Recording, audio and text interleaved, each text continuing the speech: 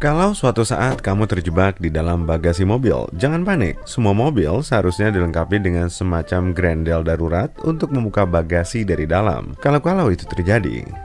Grendel ini dipertimbangkan dengan baik sehingga bisa dibuka oleh semua orang dari berbagai usia. Terlebih lagi, pegangannya didesain bisa menyala dalam gelap. Kamu bahkan bisa menariknya dengan mulut kalau tanganmu nggak bisa bergerak. Tapi kenapa kamu sampai bisa kejebak di bagasi sih? Oke, lanjut. Kalau kamu lagi menjahit dengan benang dan jarum, kamu nggak perlu menusukkan jarum langsung ke lilitannya. Bisa-bisa jarummu hilang, belum lagi jarimu sakit ketusuk. Set menjahit zaman sekarang sudah banyak dilengkapi dengan tempat untuk menyimpan jarum. Tempatnya itu ada di bagian bawah lilitan benang. Kamu tinggal tarik aja. Kamu bahkan bisa nyimpan beberapa jarum di sana.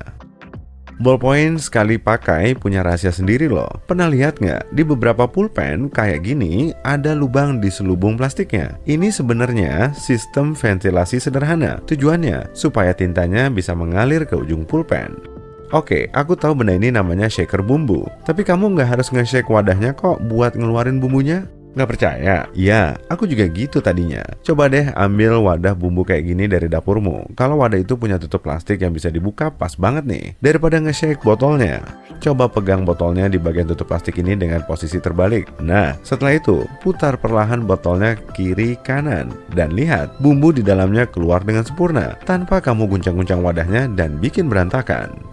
Ini kasus yang sama nih. Sebagian besar shaker garam dan merica punya gerigi di bagian bawahnya. Kalau seandainya bumbumu nyangkut di dalam botol, coba satukan bagian bawah wadah garam dengan bagian bawah wadah merica dan gulirkan supaya geriginya bersentuhan. Bumbu yang ada di dalamnya bakalan keluar dengan mudah sekarang tanpa kamu buka botolnya.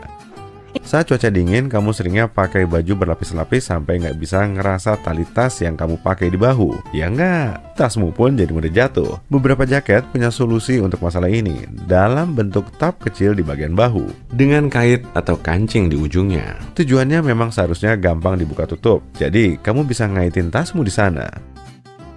Kamu biasanya pakai alat ini buat ngupas kulit kentang wortel atau timun kan? Tapi peeler ini juga bisa dipakai buat ngiris bawang loh. Potong bawang menjadi 4 bagian dan iris aja pakai peeler. Kamu juga nggak perlu nangis bombay lagi.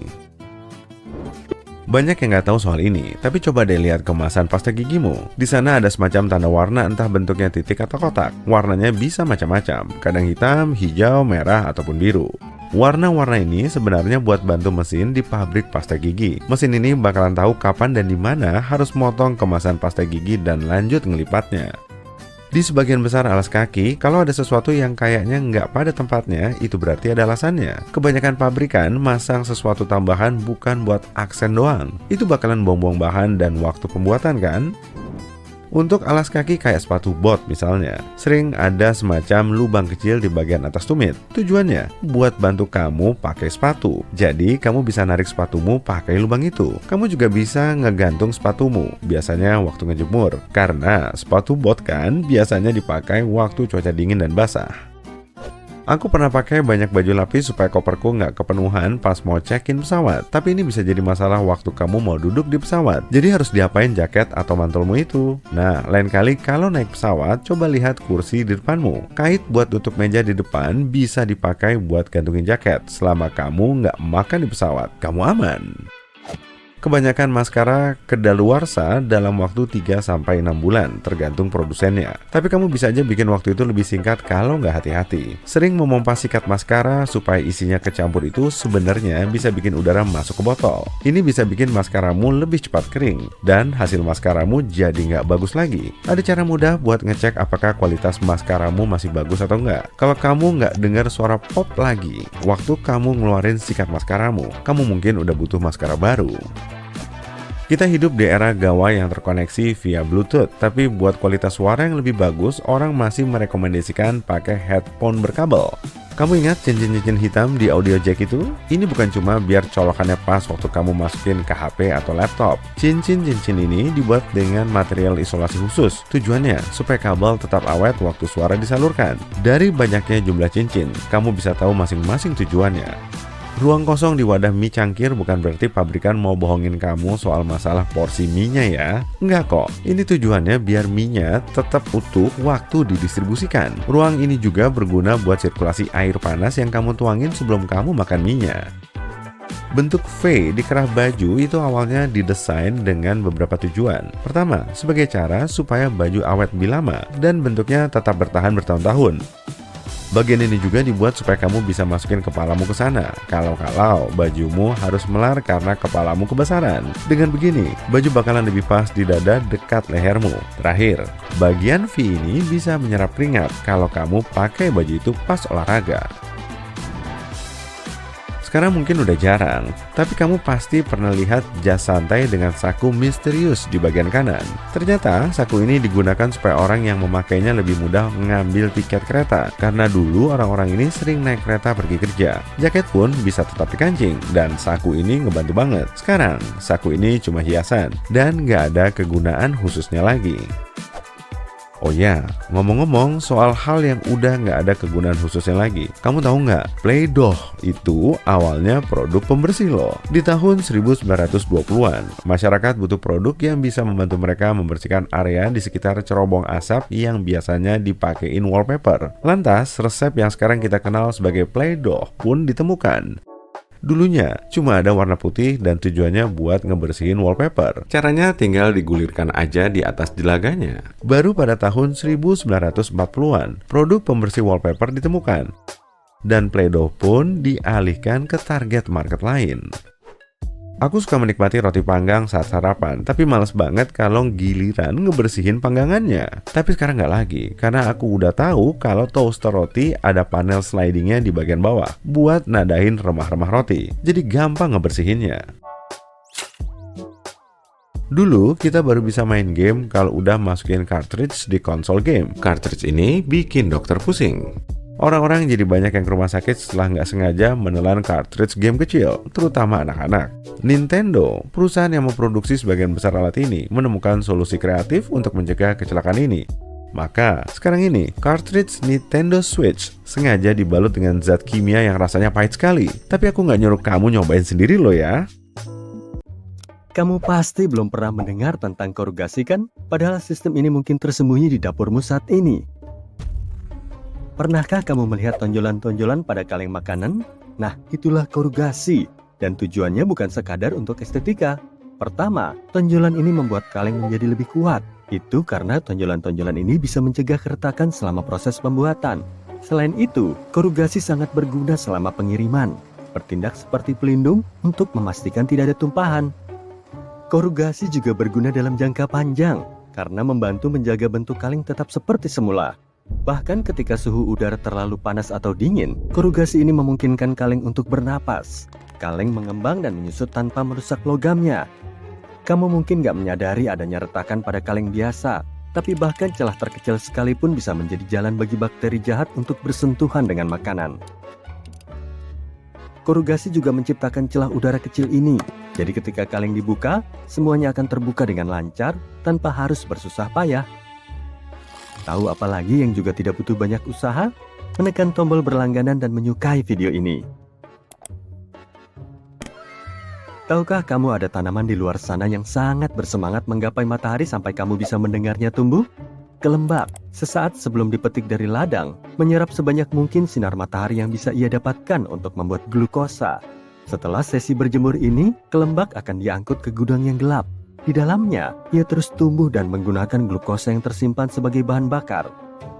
Sejauh ini nggak ada yang istimewa, tapi di tempat yang gelap, nyaman dan hangat itu, kelembak mulai bertingkah aneh. Lingkungan itu mendorongnya untuk memanjangkan tubuhnya dengan harapan akan menemukan sinar matahari lagi. Proses ini terjadi begitu cepat, sehingga kamu bisa mendengar kuncup dan batangnya mengeluarkan suara saat tumbuh. Untuk memastikan proses ini berjalan lancar, tidak boleh ada cahaya yang masuk. Jika cahaya mengenai rhubarb pada tahap ini, ia akan mulai berfotosintesis lagi dan menjadi pahit. Bicara soal bahan makanan sehari-hari, kamu mungkin memperhatikan kantong sayuran memiliki garis-garis hijau. Ketahuilah bahwa itu adalah ilusi optik yang cerdik. Garis-garis itu menipu mata kita untuk mengira sayuran-sayuran itu terlihat lebih hijau dari yang sebenarnya. Dan bukan hanya sayuran yang mendapatkan kemasan khusus ini. Jeruk juga sering dijual dalam kantong jaring merah untuk alasan yang sama. Lemon biasanya dikemas dalam kantong kuning atau hijau untuk mendapatkan warna menonjol yang sama. Kalau kemampuan memasakmu masih kurang mumpuni dan kamu takut mengacaukan makan malammu, pilihlah jamur. Itu karena jamur hampir nggak mungkin kematangan. Tidak seperti sayuran lain yang menjadi lembek saat dimasak terlalu lama, jamur jauh lebih tahan. Jamur memiliki zat menarik bernama kitin, sebuah struktur molekul yang berfungsi seperti baju zirah.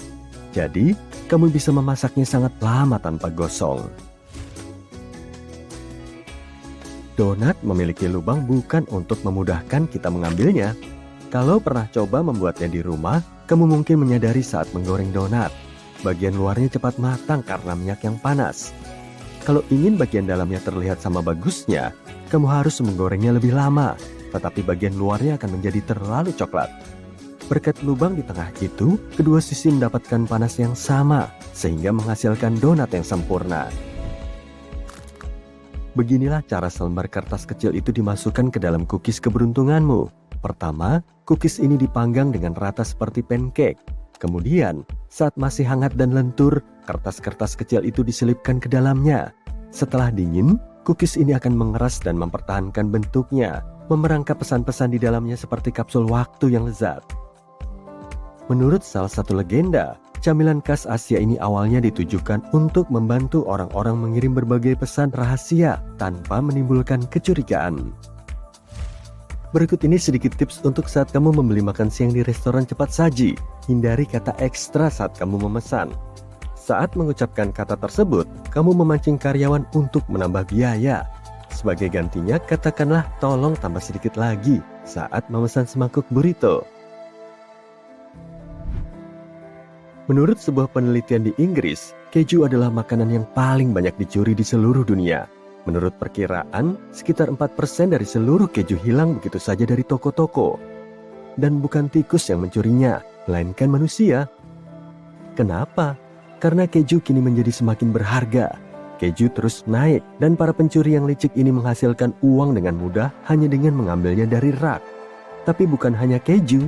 Barang-barang menarik lainnya yang masuk dalam daftar pencuri adalah daging segar, coklat, dan makanan laut.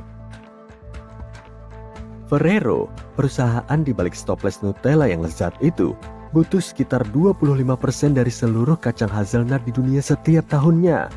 Jadi, bisa dibayangkan, 1 dari 4 kacang hazelnut akan berakhir di stopless coklat. Pabrik mendapatkan kacang ini dari Turki, Italia, dan Chili, memastikan pengirimannya dari belahan bumi utara dan selatan untuk menjaga kesegarannya. Dampak Nutella terhadap ekonomi bahkan lebih besar dari yang kita bayangkan. Karena permintaan ini, harga hazelnut melonjak tinggi. Pada tahun 2014, musim dingin merusak kacang hazelnut Turki. Pasokan berkurang setengahnya, dan harga menjadi semakin tinggi. Sekarang, bahkan tempat-tempat seperti New Jersey mencoba menanam kacang yang sesuai untuk Nutella ini. Ketika membayangkan seseorang mencoba menyelundupkan sesuatu keluar angkasa, yang pertama kali terbayang di benakmu pasti bukanlah sandwich.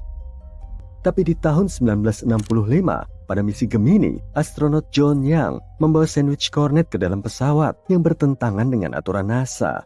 Dia menyelipkannya di saku baju antariksanya sebelum meluncur. Sekitar 2 jam dalam perjalanan berdurasi 5 jam itu, dia menghadap komandan misi dan menawarkan makanan terlarang ini.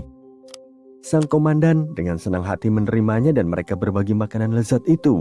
Dia bahkan memasukkan sandwich yang belum habis ke dalam saku baju antariksanya untuk menghindari remah-remahnya mengotori pesawat luar angkasa. Sementara itu, makanan resmi yang disetujui NASA menunggu di sebuah kotak di dekatnya. Lobak tentunya bukan pilihan pertamamu dalam hal bahan salad, tapi lobak memiliki sejarah yang cukup menarik. Sepupu dari sawi, brokoli, kubis, dan kembang kol ini telah ditanam dan dimakan lebih lama dari yang kamu bayangkan, bahkan sebelum bangsa Romawi terkenal pada zaman Mesir kuno. Bahkan, lobak digunakan sebagai mata uang bagi orang-orang yang membangun piramida, bersama dengan bawang merah dan bawang putih. Kamu pasti mengira orang Inggris adalah jagonya dalam hal minum teh, tapi kamu salah. Faktanya Turki adalah ibu kota teh dunia. Setiap orang Turki minum rata-rata 1.300 cangkir teh setiap tahunnya. Pada hari-hari biasa, mereka menyeruput 3-5 cangkir. Tapi saat musim dingin tiba, mereka bisa meminumnya hingga 10 cangkir sehari. Penduduk setempat mengaku minum teh sudah menjadi kebiasaan sosial mereka. Teh lebih dari sekedar minuman hangat, melainkan sebuah alasan untuk duduk, menikmati suasana, dan terhubung dengan orang-orang terkasih. Dalam hal jenis, teh hitam lebih disukai. Mungkin ada minuman ajaib yang tersembunyi di kulkasmu. Itu adalah air tonik yang mungkin bisa bersinar dalam gelap. Kalau kamu penasaran, cobalah mengujinya dengan sinar ultraviolet. Rahasia di balik pendar cahaya ini cukup sederhana. Air tonik mengandung kina, zat kimia yang dapat menyala dalam kondisi tertentu. Kina digunakan pada masa lalu untuk mengobati masalah kesehatan tertentu. Rasanya sangat pahit, sehingga beberapa orang mulai mencampurnya dengan gula dan air soda. Sederhananya, suatu benda dapat bersinar karena menyerap energi cahaya, terisi energi, kemudian melepaskannya sebagai cahaya tampak. Kina dalam air tonik menyerap dan melepaskan energi, membuat minumanmu terlihat seperti berasal dari negeri dongeng. Ada kaitan yang menarik antara apa yang kita dengar dan apa yang kita rasakan. Para ilmuwan menyelidiki dan mendapati bahwa orang-orang di seluruh dunia menghubungkan suara-suara tertentu dengan rasa tertentu, dan mereka menyebutnya korespondensi lintas modal. Suara bernada tinggi cocok dengan rasa manis dan asam, sementara suara yang lebih rendah dan menggelegar cocok dengan rasa pahit. Untuk staccato, bayangkan sensasi renyah, dan jika halus dan mengalir, bayangkan sensasi lembut. Bahkan ada yang menemukan musik yang dapat meningkatkan rasa coklat. Dalam penelitian ini, ketika seseorang mendengarkan musik manis bernada tinggi saat makan coklat, ia akan merasa coklatnya lebih manis dibandingkan ketika mendengar musik bernada rendah dan sumbang.